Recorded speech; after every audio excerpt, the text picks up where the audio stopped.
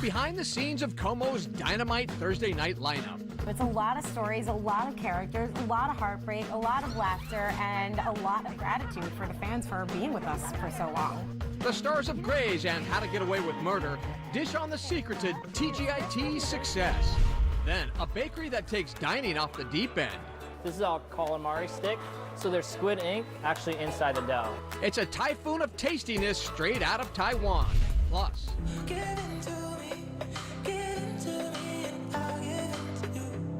one of the hottest up-and-coming bands in the nation puts Seattle front and center in a touching music video. Seattle Refined starts now. Hey everybody, welcome to Seattle Refined. I'm Gard Swanson. You know, one of the best things about the return of fall is all of our favorite TV shows are back. And there's no juicier night of drama than Thursdays right here on Como. There's a reason people stay home on Thursdays to watch ABC's TGIT lineup. It all gets started at 8 with Code Blue Emergencies and Red Hot Romances on Grey's Anatomy, now in its 14th season. Then at 10, the criminally addictive How to Get Away with Murder. Recently, I got the chance to chat with two of the stars of these great TGIT shows, Asia Naomi King from Murder and Kelly McCreary from Grey's. Cool. All right. Well, Kelly, let's start with you. I mean, come on, 14 seasons now with Grey's Anatomy. That's pretty exciting. It's incredible. 14 seasons. We are currently shooting our 300th episode. So it's a lot of TV. It's a lot of stories, a lot of characters, a lot of heartbreak, a lot of laughter, and a lot of gratitude for the fans for being with us for so long. All right, Asia, how about you? How to Get Away with Murder? You've been there the whole time. What a run for you guys. Yeah, it's been really incredible. I mean, it's amazing to be able to be on a show for this period of time. I mean, obviously, not as long as Grey's, but fingers crossed. and then there's always a love story. So what's going on with you and Asher? I mean, that's always big, right? Well, so at the end of last season, Asher and Michaela, they told each other that they loved one another, which was a special moment because it was a little bit harder for Michaela to get her mouth around the words, but she got there. So we opened this season with the two of them, you know, seeing them, what their life would have been like if Annalise was never in the picture in the first place. And they're like off bed shopping and they've moved in together and they've just been enjoying this blissful relationship. And of course, they're gonna get sucked right back into all the twisty turns of all of it. So how does it work? And you can educate me here. Do you guys get like one script per week when you're in your shooting schedule, or do you get everything for the year so you know what your character is going to be like here in 6 or 7 months? I mean, it would be amazing to know the story, like the entire story beforehand, but I think even the writers are like creating it and being influenced by what they're seeing us do on set and like just really going from there and being inspired by that. I'm more than content just to get the script at our table read or maybe a couple of days beforehand and see what the writers are cooking up for us, because they're so wonderful and I trust them implicitly. Do you guys ever feel pressure? I mean, you have two very successful shows. Do you feel pressure that you, like, oh my gosh, we got to make it work again this season, and then we got to think about next season? I don't personally feel like I have like pressure on me, because I feel like the fans that have been with the show from the very beginning are so dedicated to the show, and you know, it's a really kind of loving relationship. You're in people's homes each week, and it's like an extension of their own family. They want to see you again. So it's been really wonderful each season to like be reminded of just how much people love the show. On the other hand, you know, you don't take it for granted that people will keep coming back, and you want to make sure that you're still giving them stories and characters that they can't stop watching, and that like maybe give them a little chance to escape, and maybe also look inside a little bit. I mean, it's like that's what the power of really great storytelling, and we're lucky to have shows that I hope do that. All right, thanks, ladies. And remember, ABC's fantastic TGIT lineup kicks off tonight at 8 right here on Como. We'll be watching. Don't worry, we haven't forgot about Thursday night's other guilty pleasure, Scandal.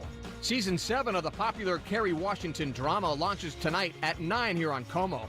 But it's a little bit bittersweet this year. This is Scandal's final season, but we're sure it's going to go out with a big bang. From smoldering dramas to sizzling meat, wood-fire cooking is all the rage around the Emerald City. And of course, our refined foodies are all over it. Log on to the website for a complete roundup of the best wood-fired fare around the city. The gallery alone will have you drooling, so make sure to check it out. We're always looking for unusual things to eat here on Refined, and when we heard about a local bakery where two of the favorite ingredients are sea salt and squid ink, we knew we had to check it out. 85 degrees Celsius has been called the Starbucks of Taiwan, and there's a good reason it has everyone freaking out. At first glance, this busy bakery looks pretty status quo. The space is stocked with fresh pastries, breads, and cakes. Fresh bread. But inside these beautiful baked goods are some seriously surprising ingredients, like this squid-inspired black bread. We love squid ink here. It's a huge influence over in Asia. This one, it's called a calamari stick, and even though it's not a stick, it's a ball, so that does confuse some people, but they're one of our more popular products. Squid ink is just the start. This is another popular item here. It's our chocolate bun. There's actually chocolate inside, melted. This is coffee milk butter, so it's got like a coffee paste on the inside. The most popular bread has got to be our marble taro. That's our #1 seller. People love the taro. It's actual taro root, yes. It tastes kind of like a sweet potato, kind of same consistency, but it's got like a sweeter flavor. Taro root is a common flavor here at 85 degrees Celsius. It all goes back to this company's, well, their roots. It started in Taiwan in 2004. Now there are more than 1,000 locations across the globe. We got influences from all over, but we keep a good Taiwanese menu, a pretty big menu of all the Taiwanese breads, and we just take that influence into all of our culture and all of our products. Products including their popular drinks. All the bakery quality is really fresh and it really tastes good. And also drink is also really good. I'm drinking sea salt black tea. You heard that right. Sea salt is the star of many of the beverages here. This is one of our more popular ones. It's a sea salt jasmine. So it's a sweet jasmine tea topped with sea salt cream and a little green tea powder. I believe this one's a sea salt caramel. And again, sweet coffee topped with sea salt cream on top. And this one is my personal favorite here. This is our sea salt coffee smoothie. So it's an ice cream base mixed with espresso shots. And again, topped with that sweet heavy cream. And we put a little bit of cocoa powder on top. So you can just kind of shake it up like this. Take your straw right into the drink. Doing things differently is what this place does best. It's set up like your high school cafeteria. Grab a tray and get your baked goods. Then the items are individually wrapped and boxed up. That attention to detail is what keeps customers coming back. Why I come here is the variety of different pastry that they have as far as savory, and then yeah, it's the service too. People are very happy when they come in here. Hopefully happier when they do leave. To learn more about 85 Celsius, log on to our website. Seattle Refined is just getting started. I just feel so sorry for Lizzie, who just got it all wrong. I mean, that she thought this kind of sexual adventure would be fun. The author of our latest Refined Reads joins us for a provocative and slightly uncomfortable discussion about her book. But first, Refined gets serenaded by one of the coolest new bands around. Find out why their music is as hot as the state they were named after. We'll be right back.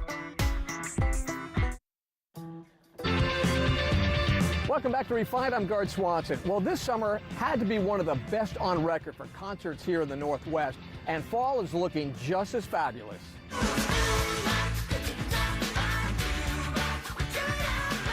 Get ready to feel old. You know Hanson, those bop kids. They are all grown up and coming to Seattle's Neptune Theater October 17th. And get this, it is their 25th anniversary tour. I don't care what anybody says, I like bop. If you like your music with a healthy side of angst, then mark your calendar for November 2nd. That's when former Smiths frontman Morrissey will play the Paramount Theater. Last time we checked, you could still get your hands on tickets. All right, stay with me for this next one because it's going to be worth it. An up-and-coming new band from New Jersey calls itself Arizona, but they actually have a pretty amazing connection to Seattle. Are you confused? You won't be. Roll the tape. I know I haven't been perfect, but give us time. The music of Arizona may soon be as red hot as the state. The group of friends from New Jersey just played a sold-out concert in Seattle, but only Refined got an exclusive private performance, and we were blown away. But the band almost never happened. We were producing music for a long time. For us, like, music was something we loved doing, but it was hard to keep up with the ups and downs. So we hit a down point where we said, you know what, like, I was going to become a history teacher, like we were all going to sort of branch off and whatever.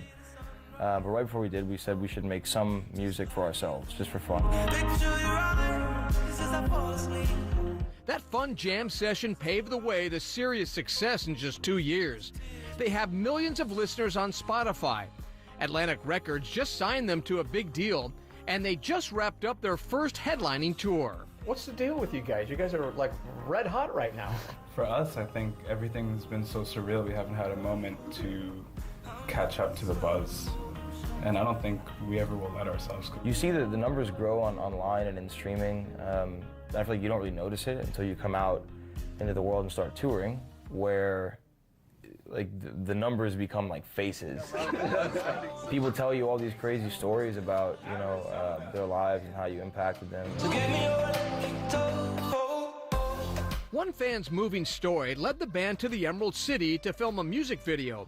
A woman asked them to surprise her girlfriend at their Seattle concert by dedicating a song to her. The letter touched the band so deeply, they decided to make them the stars of their next video. At some point, we were all just like, wait a minute, we have this music video, and like this story would be great. Like, they were talking about how how our music like helped them through a bunch of their relationship struggles, and so it felt natural, like, just to put two and two together.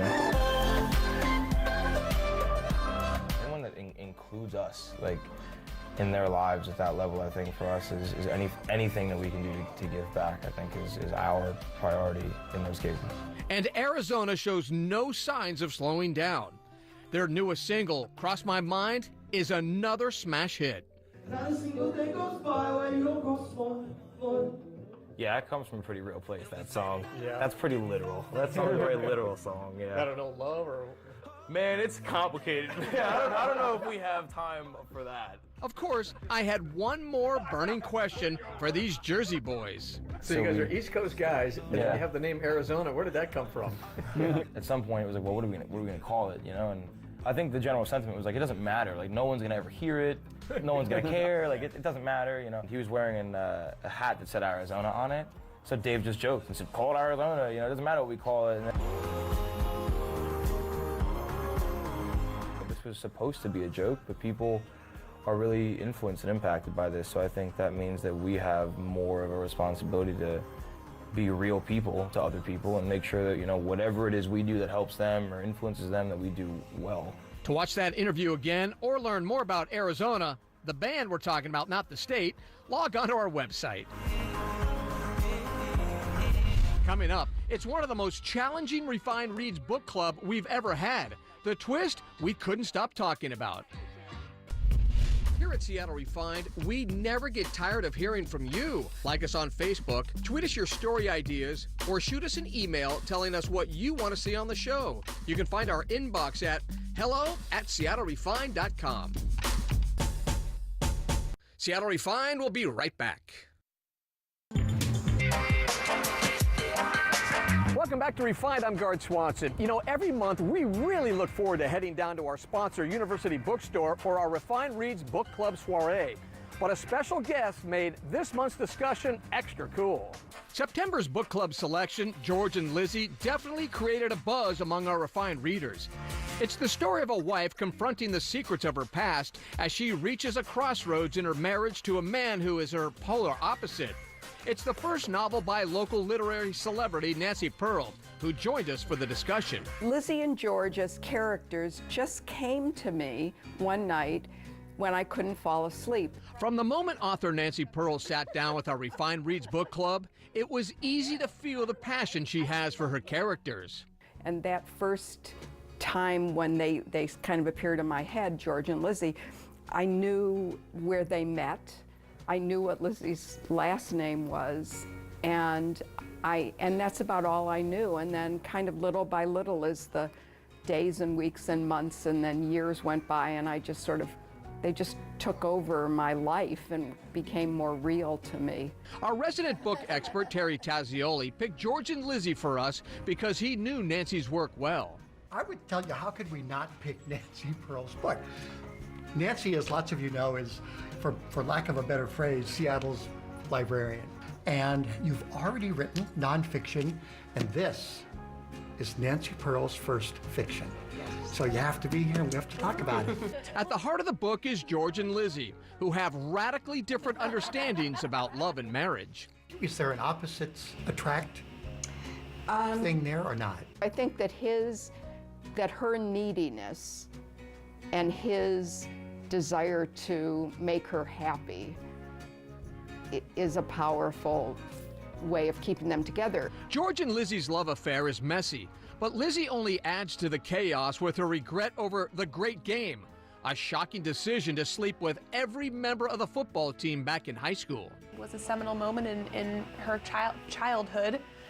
You could have picked a lot of different ways for her to kind of have a screwed up childhood. Please tell me how you came up with the great game. I wanted it to be something that would be so shocking that and then this is what Lizzie thought, that it would be so shocking that if her parents found out, they would have to see her for who she was. I just feel so sorry for Lizzie, who just got it all wrong. I mean, that she thought this kind of sexual adventure would be fun. I mean, I think the specificity of it and the duration of it and the planning that went into it, you know, I have to maybe say I admired her planning, though, that she's like, I'm going to do these people, and I'm going to start on Monday, and I'm doing it on Friday. I was like, It was almost her own behavioral experiment. Yeah, it was. Yes, it was. Right. But the great game is not Lizzie's only obsession. She just can't let go of Jack, a classmate she spent just 3 months with her freshman year. But when we asked Nancy about it, she turned the tables on us. What do you guys think it was? Do you think he was the first guy that really loved her, or she interpreted loved her? I mean, I think a lot of it was lust, but... And I think she just idealized it. You think it's amazing or be with this person the rest of your life, and then you never hear from him again, and then that becomes this perfect thing in your mind, even though it really wasn't, probably. And I just wanted to give Lizzie a hug. Okay, guys, let's have some final thoughts on George and Lizzie. I don't know, I don't know how to say this exactly right, but I really kind of felt like it was a good explanation of like a true marriage. And I don't think George and Lizzie have a bad marriage. Lizzie just has a lot of problems. So just the fact that at the end of the day, you can't really love somebody until you love yourself. And you have to forgive yourself. And as much as you try to live in the present, that past can pull you in sometimes. And so it's, you know, I think it's just a good reminder that you can't change the past, you can only change the future going forward. We are super excited to announce our October Refined Read selection. It's Glass Houses by Louise Penny. We hope to see you at our next discussion, so head on down to University Bookstore, pick up a copy, and get reading. We'll see you there. We'll be right back, but first, this refined, shareable moment.